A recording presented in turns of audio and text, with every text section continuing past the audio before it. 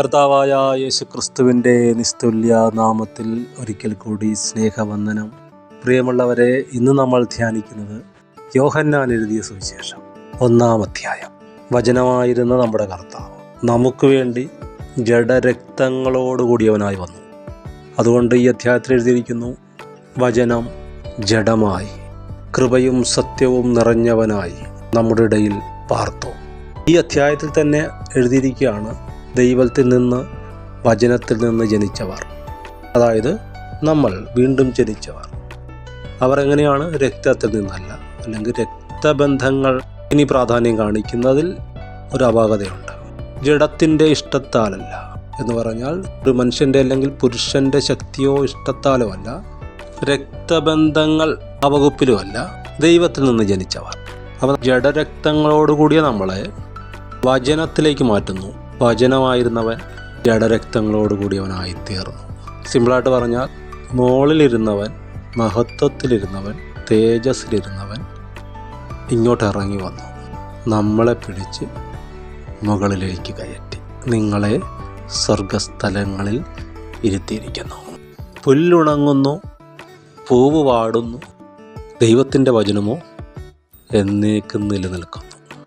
ഇപ്പം നമ്മൾ കാണുന്ന മനുഷ്യൻ്റെ മഹത്വവും സൗന്ദര്യവും പൂവാണ്, പുല്ലാണ്. പൂവ് കൊഴിയും, പുല്ലുണങ്ങും, അത്രയേ ഉള്ളൂ.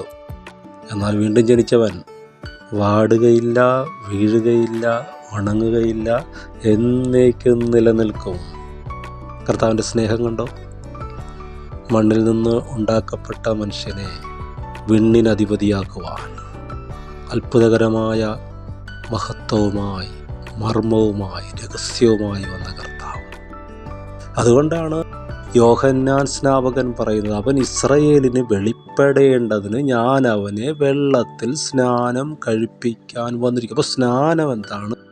അത് ഒരു അൺവെയിലിംഗ് ആണ്. മറ നീക്കി പുറത്തു വരികയാണ്.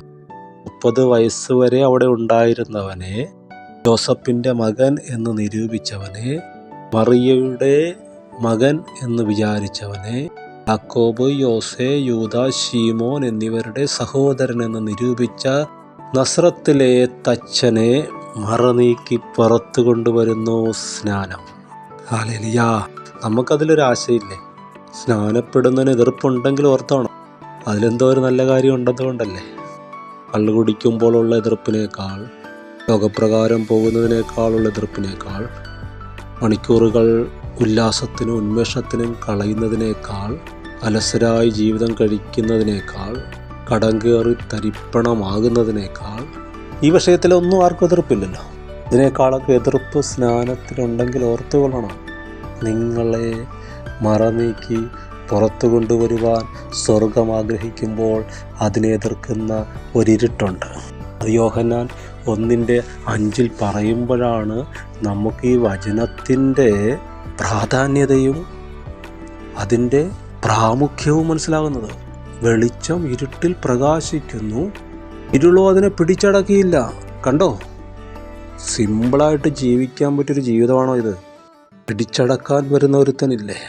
ഏത് അവിശ്വാസിയോ ആയിക്കൊള്ളട്ടെ, ലോകമനുഷ്യനും ആയിക്കൊള്ളട്ടെ, നിരീശ്വരവാദിയോ ആയിക്കൊള്ളട്ടെ, അവരുടെയൊക്കെ അറിവിനൊരു ലിമിറ്റില്ലേ? ശാസ്ത്രം അറിയുന്നവന് കണക്കറിഞ്ഞൂടല്ലോ, കണക്കും ശാസ്ത്രം അറിയുന്നവന് സാമ്പത്തികം അറിഞ്ഞൂടല്ലോ, എല്ലാം തികഞ്ഞവന് ആരോഗ്യമില്ലല്ലോ. അപ്പോൾ മനുഷ്യൻ അവൻ്റെ ഉയരം പോലെ തന്നെ 6 അടി 2 ഇഞ്ച് 3 ഇഞ്ച് ഇത്രയൊക്കെ ഉള്ളൂ. മേഘം വരെ പൊക്കമുള്ള മനുഷ്യനൊന്നുമില്ല. അപ്പോൾ ദൈവമുണ്ട്, ഒരു സൃഷ്ടാവുണ്ട്, അവൻ്റെ പുത്രനായ യേശുക്രിസ്തു വചനമായിരുന്നവൻ എനിക്ക് നിങ്ങൾക്കും വേണ്ടി ഇറങ്ങി വന്നു. അവനെ സാക്ഷ്യം പറയാൻ ഒരു മനുഷ്യനെ അയച്ചു. പ്രമാണത്തിൽ നിന്ന് അണുവിട തെറ്റാത്തൊരു മനുഷ്യൻ, സ്നാപക യോഹന്നാൻ, അവനെക്കുറിച്ച് സാക്ഷ്യം പറഞ്ഞിരിക്കുന്നു. അവൻ ദൈവപുത്രനെന്ന് പ്രമാണത്തിലെ അല്ലെങ്കിൽ ചരിത്രത്തിലെ സ്ത്രീയിൽ നിന്ന് ജനിച്ചവരിൽ ഏറ്റവും മഹാനായവൻ സാക്ഷ്യം പറഞ്ഞിരിക്കുന്നു. അപ്പോൾ വചനം എന്തിനു വന്നു? ഏതു മനുഷ്യനെയും പ്രകാശിപ്പിക്കുന്ന സത്യവെളിച്ചം. അതാണ് യേശുക്രിസ്തു. ഏതു മനുഷ്യനെയും, ജാതി, വർണ്ണ, വർഗ വ്യത്യാസമില്ല, കുബേരൻ, കുചേലൻ വ്യത്യാസമില്ല. ഏതു മനുഷ്യനെയും, സവർണൻ, അവർണൻ വ്യത്യാസമില്ല. ഏത് മനുഷ്യനെയും പാവിയാണോ, സൽഗുണപൂർണനാണോ, നിങ്ങൾക്ക് യേശുവിനെ വേണം.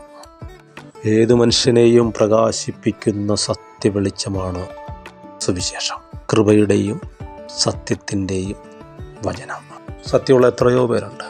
ദൈവം വെച്ചിരിക്കുന്ന സ്റ്റാൻഡേർഡിനോട് എത്തൂല്ലെങ്കിലും അവരെ കൊണ്ട് കഴിയാവുന്ന പോലെ സത്യത്തിൽ ജീവിക്കുന്ന ആൾക്കാരുണ്ട്. പക്ഷെ കൃപയില്ല. കൃപ കാണിക്കുന്നവർ ഒത്തിരി പേരുണ്ട്. തങ്ങൾ പാപികളായതുകൊണ്ട് മറ്റുള്ളവരോടും കരുണ കാണിക്കുന്നവരുണ്ട്. പക്ഷെ സത്യമില്ല. ദൈവത്തിൻ്റെ സ്റ്റാൻഡേർഡിനോളം കൃപയും സത്യവും നിറഞ്ഞൊരുത്തൻ. നിങ്ങൾക്ക് കൃപ വേണോ? ഹോൾസെയിലായിട്ട്, റീറ്റെയിലായിട്ട്. സത്യം വേണോ? ഹോൾസെയിലായിട്ട്, റീറ്റെയിലായിട്ട്. സുവിശേഷത്തിലുണ്ട് കൃപയും സത്യവും നിറഞ്ഞവനായ ദൈവപുത്രൻ. അവൻ സ്വന്തത്തിലേക്ക് വന്നു, സ്വന്തക്കാർ അവനെ സ്വീകരിച്ചില്ല. അവൻ ലോകത്തിലേക്ക് വന്നു, ലോകം അവനെ കൈക്കൊണ്ടില്ല. അത് നമ്മളെ ഞെട്ടിക്കുന്നതാണ്. കാരണം അവൻ ലോകത്തിലുണ്ടായിരുന്നു, ലോകം അവൻ മുഖാന്തരമുള്ളവായി, ലോകമോ അവനെ അറിഞ്ഞില്ല.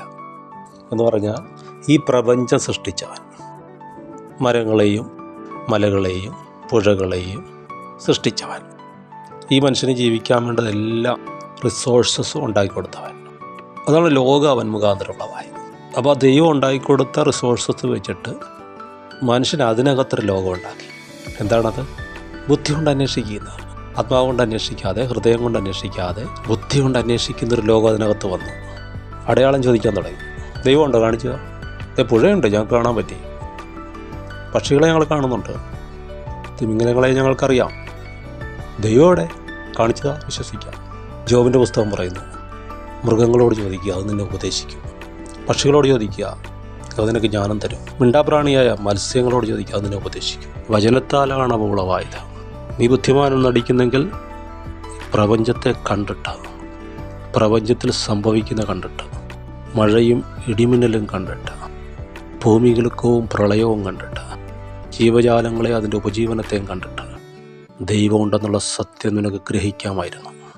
ലോകത്തിനകത്ത് ഒരു ലോകം, നാഗരികത എന്ന് പറയുന്ന ലോകം, സ്വന്തം ബുദ്ധിയിൽ ആശ്രയിക്കുന്ന, തലയിൽ ആശ്രയിക്കുന്ന ഒരു കൂട്ടം. ലോകം അവനെ അറിയാൻ പറ്റുകയില്ല. അവൻ സ്വന്തത്തിലേക്ക് വന്നു, സ്വന്തം ജനമെന്നും പറഞ്ഞ് അവൻ വന്നു, അബ്രഹാമിൻ്റെ മക്കളെന്നും പറഞ്ഞു വന്നു. സ്വന്തമായവരോ അവനെ കൈക്കൊണ്ടില്ല. ഈ സ്വന്തം എന്ന് പറഞ്ഞ ആൾക്കാരിപ്പോൾ അവരുടെ സെൽഫ് കൊണ്ടാണ് ജീവിക്കുന്നത്, ജഡ സ്വഭാവം. അതുകൊണ്ട് കർത്താവ് പറഞ്ഞു, സെൽഫ് ഒരുത്തൻ ഡിനൈ ചെയ്താൽ, ലോകത്തോട് നോ പറഞ്ഞാൽ, എന്ന് പറഞ്ഞാൽ ബുദ്ധിയിൽ ആശ്രയിക്കാതെ വചനം പറയുന്നത് വിശ്വസിക്കാൻ തയ്യാറാണെങ്കിൽ, നിൻ്റെ സെൽഫിനെ ഡിനൈ ചെയ്യാമെങ്കിൽ ദൈവമക്കളാകാൻ കഴിവ് നൽകി. അങ്ങനെയാണ് എനിക്ക് നിങ്ങൾക്ക് ഈ ഭാഗ്യം കിട്ടിയത്. അവനെ സ്വീകരിച്ചവർക്കെല്ലാം, അവൻ്റെ നാമത്തിൽ വിശ്വസിച്ചവർക്കെല്ലാം ദൈവമക്കളാകുവാൻ അവൻ അധികാരം നൽകി. ഹല്ലേലൂയ. പ്രിയമുള്ളവരെ, യേശു കർത്താവ് നിങ്ങളെ സഹായിക്കട്ടെ. വചനം പൊരുളതിരിച്ചു തരുമാറാകട്ടെ.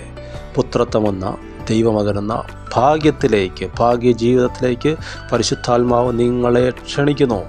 അത്ഭുതകരമായൊരു ജീവിതത്തിലേക്ക്. ബില്ലി ഗ്രഹാം പറഞ്ഞതുപോലെ നിങ്ങൾ ഈ നാട്ടിൽ പരദേശികളാണ്, ടൂറിസ്റ്റുകളാണ്.